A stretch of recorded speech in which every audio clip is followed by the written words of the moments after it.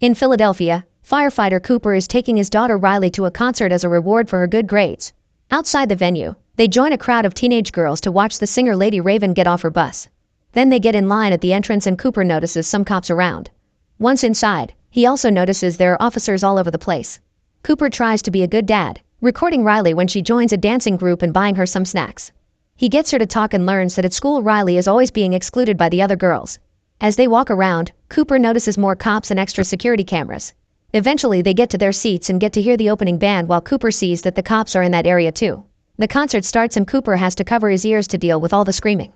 After a few songs, he tells Riley he's going to relieve himself. However, once he's in the bathroom, he actually uses his phone to check on a security camera. It turns out Cooper is a serial killer and he's checking on his latest victim Spencer, who has been trapped in Cooper's secret house. Then Cooper washes his hands and hallucinates his mother is standing there. As more police vehicles surround the venue, Cooper leaves the bathroom and is blocked by Jody's mom. She explains teenagers are weird sometimes and promises her daughter will start including Riley in activities soon. Cooper returns to his seat just in time to hear Raven talk about her missing father and how she learned to move on. She asks her fans to use their phone's flashlights and the place lights up while she plays the piano. At that moment Cooper notices the cops taking a man away from the crowd. There also are officers in line behind him. During the intermission, Cooper and Riley go to buy a t-shirt but there aren't any in her size. The seller Jamie promises there are more coming, and Cooper uses the chance to ask about the cops. Jamie says it's supposed a secret but shares it anyway. The police has learned that the serial killer known as the Butcher would be at the concert, so they came to find him. Every person that leaves is being checked and all the exits except for the backstage are being watched. Cooper laughs awkwardly because he's the Butcher. Afterward he drags Riley through the venue while pretending he wants a snack, when actually he's checking the exits and confirming that they're all blocked by cops. Cooper notices a drunk woman standing by the stairs and subtly gives her a push to make her fall. The cops at the entrance run to check on her and Cooper tries to leave, only to discover even more officers outside. With no choice, he goes back to the concert with Riley. Lady Raven announces there's a special guest and the ground opens for a platform to raise with another singer. Cooper stares at the open hatch and tells Riley it would be fun to get in there to see where it takes them, but Riley calls him out on his weird behavior. He has to stay not to be suspicious and he stares at the hatch close with frustration. Then Cooper goes back to the t-shirt stand and finds Jamie on his way to the supply room, so he comes along. He notices Jamie using a keycard to access the room, so when they're inside, he pretends to help him move the boxes to steal it. The topic of the Butcher comes up and Jamie admits he's been obsessively following the case. He even has some pictures of the victims chopped up in his phone. All the employees got special training for today and even password to identify them, which is Hamilton. After finally getting the t-shirt, Cooper sneaks in the employees' break room with Jamie's keycard. The cops are going over the information they have and they agree that if they find the Butcher, they must take him away from civilians. Cooper hangs Jamie's card on his jacket to pretend to be an employee and goes through the group to reach the snack table so he can hear them better. Nearby there's a picture of his latest crime scene. When a cop asks for sugar, Cooper quickly finds it to look friendly and cooperative. On his way out, Cooper steals a radio from a police bag. In the corridor, Cooper is blocked by Jody's mom again and she gets angry when he tries to ignore her. Their argument gets the attention of two cops, but they're interrupted when they hear a man scream. The two officers rush to the entrance where other cops are arresting the man. This time Cooper also notices Josephine among them. Back on his seat, Cooper discreetly puts on an earbud and listens to the police radio, learning they've already confirmed that the man they arrested was the wrong guy. He was just a thief that panicked because he thought the cops were there for him. As some officers walk among the seats to arrest another guy, Cooper listens to the descriptions of the men they must look for. One includes a white male in his 30s with an animal tattoo on his right arm, which describes him. Luckily he finds a bracelet on a girl's bag and puts it on to cover the tattoo.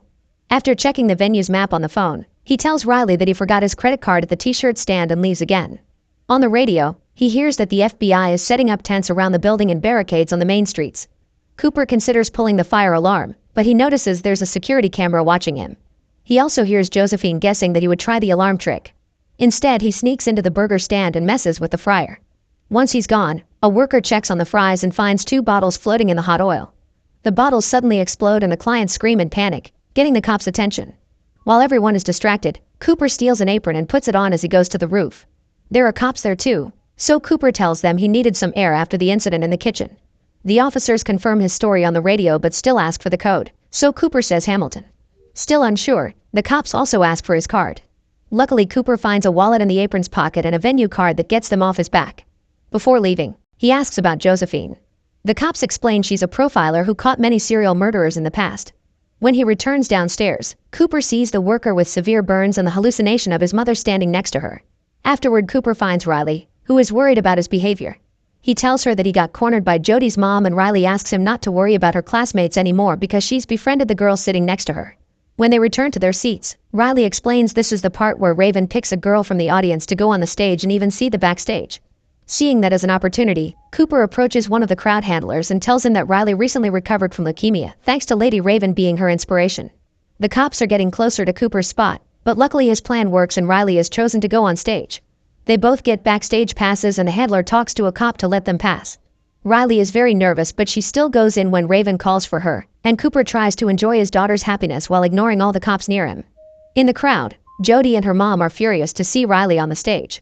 After the song is over, Cooper notices a girl collapsing and picks her up, asking the workers for a place for her to rest. He's taken backstage right before Josephine can see him. Cooper helps the sick girl calm down and even gives her some juice. The manager is really grateful for his help and lets them watch the end of the concert next to the stage. Cooper asks her if they can leave through the backstage door to avoid the crowd at the end, and the manager says yes. Once the concert is over, Cooper hears on the police radio that every male in the venue will be checked on their way out. However, when he tries to leave with Riley, he discovers that the backstage door is also blocked by cops. In a room nearby, Cooper overhears Josephine telling Raven that the cameras will have photos and data of every person that came to the concert. Getting desperate, Cooper approaches Raven and asks her to talk in private about Riley's condition. They enter her dressing room and Cooper admits he's the butcher as he takes out his phone to show her Spencer in the cell. There's a button that allows him to release carbon monoxide into the cell, which would kill Spencer before the cops find him. If Raven cooperates, Cooper promises to let him go. Afterward, Raven tells the cops that Cooper and Riley are leaving with her in the limousine, so they get to escape without getting checked by the police. At the main entrance, the crowd is delayed because of the checks and Josephine worries over the lack of results. During the ride, Cooper tells the driver where he left his car so they can be dropped there. However, Raven asks Riley if she can visit her home. Riley gets excited and calls her mom for permission, so Cooper can only smile as he gives the driver his home address instead. Moments later, they're welcomed by Cooper's wife Rachel and their other kid. As they go inside the house, Cooper reminds Raven that he'll kill Spencer if she tries anything. Over coffee and cake, Rachel asks about the concert and Raven tells her about the police operation to catch the butcher. The FBI found a receipt for a concert ticket in one of the butcher's fake houses, so they contacted Raven to make the plan. Josephine has been profiling the butcher for a while and concluded he's a white man in his 30s or early 40s, has a position of authority, drives a dark car due to a possible OCD, and had a scarring relationship with his mother. Cooper gets uncomfortable because of how accurate every word is and points out it's getting late. However, Raven offers to play a song on the family piano. She makes Riley sit next to her and uses the chance to steal her phone. After the song is over, Raven says they should take a selfie, but Riley can't find her phone, so Raven tells her to use Cooper's as she takes it from his hands. After they take the picture, Raven asks for the bathroom and rushes in there with the phone, locking the door behind her. Cooper starts pounding on the door and his family are weirded out by his behavior. The phone is unlocked and Raven gets to talk to Spencer, asking him for any details he remembers of the area. Spencer mentions things like the door color and a statue nearby, then Raven starts a live stream on her own phone.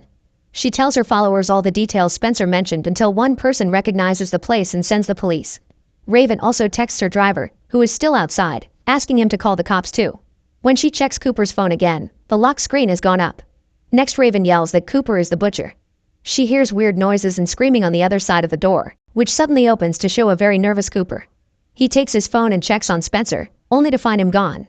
Afterward, Cooper takes Raven to the garage, where he grabs his crime bag and pushes Raven into Rachel's car because Josephine had been right about his vehicle's color.